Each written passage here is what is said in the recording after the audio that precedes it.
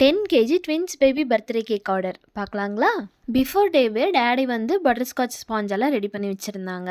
என்னோட ஒர்க் என்ன இருந்துச்சுன்னு பார்த்தீங்கன்னா, கேக்குக்கு மேலே டாப்பரை ஃபிக்ஸ் பண்ணுற பேபி கேர்ள், பேபி பாய், அப்புறம் நேம் டாப்பர் அதெல்லாமே கட் பண்ணி ஸ்டிக் பண்ணுற வேலையாக இருந்துச்சு. அண்ட் நம்ம 10 கேஜி கேக் பண்ணுறதுக்கு பேஸாக நம்ம தர்மாக்கோல் தான் யூஸ் பண்ண போகிறோம். இந்த 10 கேஜி கேக்குமே க்ரம் கோட், ஐசிங் எல்லாமே அப்போ தான் பண்ணாங்க.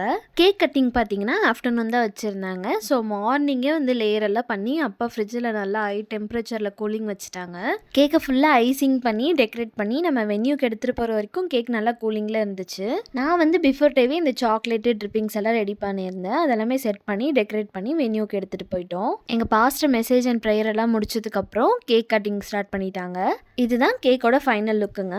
இவ்வளோ பெரிய கேக்கை நம்ம காரில் தான் எடுத்துகிட்டு போகிற மாதிரி இருந்துச்சு. எங்கள் வீட்டிலேருந்து வென்யூ கொஞ்சம் கிட்டதாங்க.